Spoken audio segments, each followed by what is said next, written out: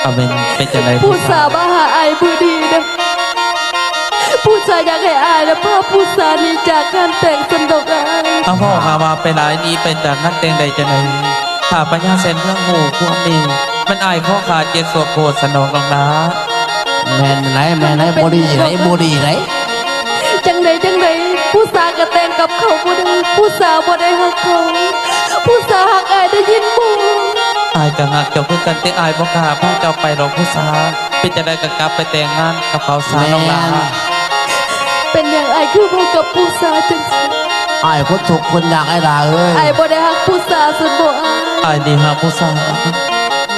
แต่อายคนนี้บ่มีปัญญาดีน้องลาถ้าพอปัญญาเป็นหูเรื่องแม่นอายดีข้อขาดอีดีได้น้องลา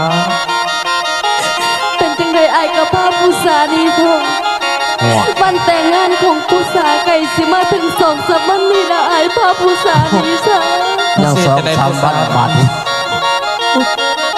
เหลือใจดิ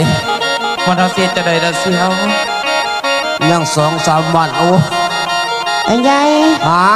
พาเมียหนีได้อายเด้อ ว่าจะดีบ่ เออหนี่จากบ้านจากเมืองนี่ล่ะไปอยู่น้ โอ้ ำวันไหนก็ไป มันสิดีบ่บาดหามึงเอ้ย โอ้เสียว ฮะ เขาก็มาอุกหัวใจกระโดดแต่เสียว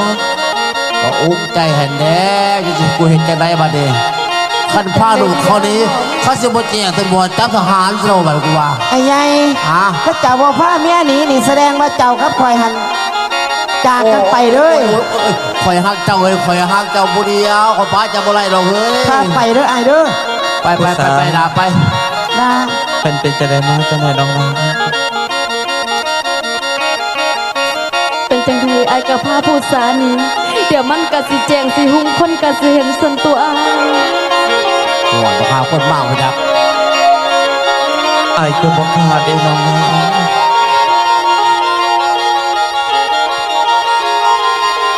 พอได้ฟังพระนางโอ้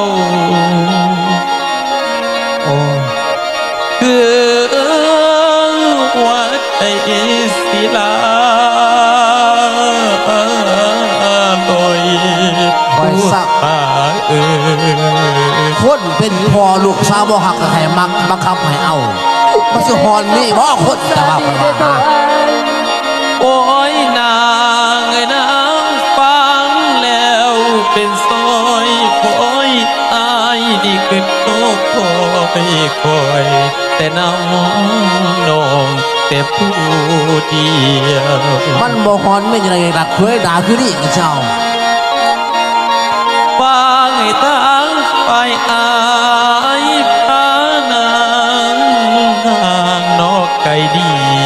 ผู้สาเอ่ย ก่อนสิพ่อจะไปใช้บัตรเลย อายพาผู้สาวนี้เลยเถอะอายอยากพอตามมานะอาย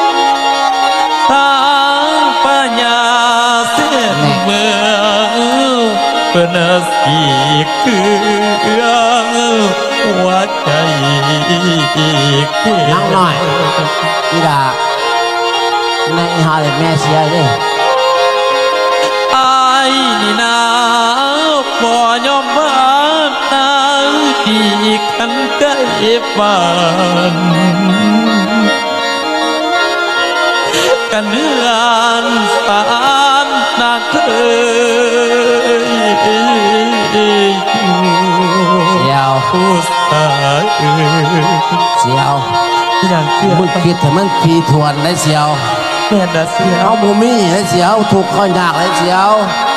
แม่น่ะเสียวโอ้ยนางไอ้นางอายนี่กีดโนที่ควรสมควรแล้วว่าบ่ไป หมายความว่าอายสิบ่พาผู้สาวไปสันบ่อาย แต่ละน้องลาเกินกับเมื่อสานนองเคหาพองปอนน้องอยู่ผู้สาวเอ่ย เศร้าล่ะเศร้า ผิดหวังเถอะ มันเป็นแต่สงสารแต่ โอ้ นี้ ย แพง แจ๊ก เลย แล้วขบวนสงสารทั้งหมดอ่ะเอ้ย โอ้ยนางเอ้ยนางอายที่เกิดโอดน้องอายที่เกิดโอดดองแนวเลยอายบ่สร้างทำ คอยสร้างพอดูบ่บักแกมาเข้าไปเอาโอ้ เพื่อนกับเมื่อสุกกรรมในงานแต่งดอกของตัวผู้สาวเอ่ย ดา ใหญ่อย่าปามอย่าไปเด้อเด้อ คอยป้าจะไปเราเถอะเอ้ย อายบอกปาน้อลักดีตัวสีคันว่าสิน มีแต่ก็ว่าพอบอกคิดอะไรสังพอก็ได้ ยานไหนเด้อยานบ่เห็นกันหน้าน้องเกือที่หนึ่งเกือที่สองกันน้องของพี่น้องของพี่ โอ้ยายเสียบาสันซ้อนเสียวเลย นางไอ้นางเกินเมื่อสาคนดีอายบอกว่านางน้อยกาเกล มันแมนไหนบดีได้ผ้าเมียคนนี้นี่ แม่นได้เที่ยวเกินเมื่อทอนมอมปานาง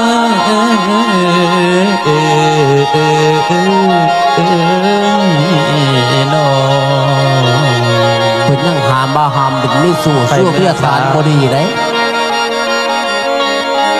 แน่ จังเลยไอ้แกบุญ สาวแสดงมาให้เด้ แต่ ไอ้ นั้น แกสิบ่พาผู้สาดีสักบ่ แม่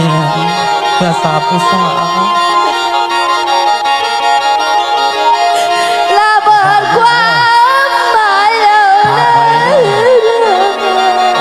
เป็นอย่างน้องลาไอ้บอกให้เจ้าลบลาวตาบานคือมาเปิดความหมายแบบ ด่า นี้ เลย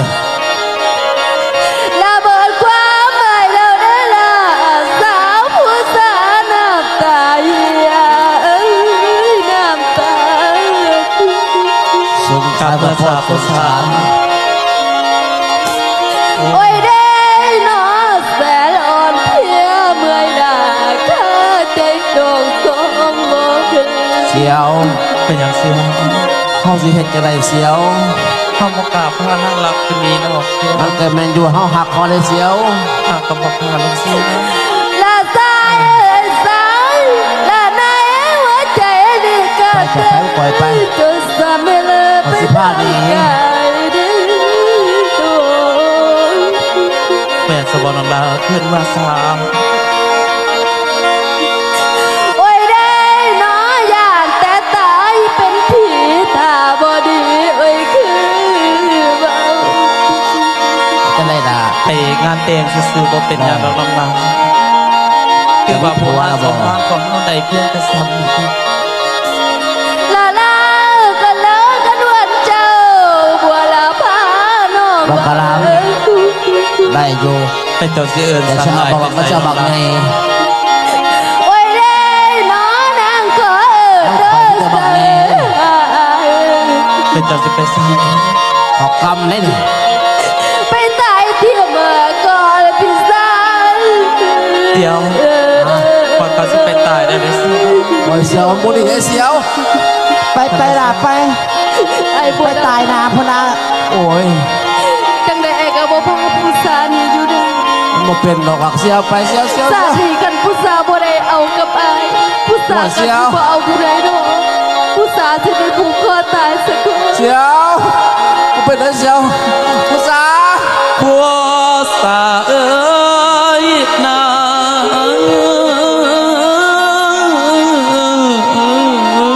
โน เศร้าล่ะเศร้า ฟังอายก่อนที่จากให้ผู้สาเอ้ย หอม ผัวสะเอ่ยเฝ้า ไว้พี่ชายกันคนดี อย่าหอมจนก่อนไปหอม คันผู้สาวบ่ได้อยู่กับไอ้ผู้สาวก็บ่ขออยู่เป็นคุณนอง อายสิบ้านางลากที่จากกันนั้นงานดีว่ากันงานแต่งดอก หอม เบาอีดีดี ฮะ ปล่อยปลาจะไปดอกหอม ไอ้จิพาผู้สาวนี้ดีบ่ ไอ้ใหญ่สิบ่ แต่ ปา น้อง ติ ลา ปล่อยปลาจะไปดอกเฮ้ย นางเอ้ยนางความเมื่อเขาเก่งแหงอายดีขาดโนดหน้าดงปันน้องเบาเป็นเก่าจางไปสะเตียน้องลา ไปเถอะมันสิแจกแล้วไอ้เดี๋ยวคนสิมา แต่ตอนมา ไอ้หัว แต่เราเสีย ผู้สาวคิดว่าจะให้ไอ้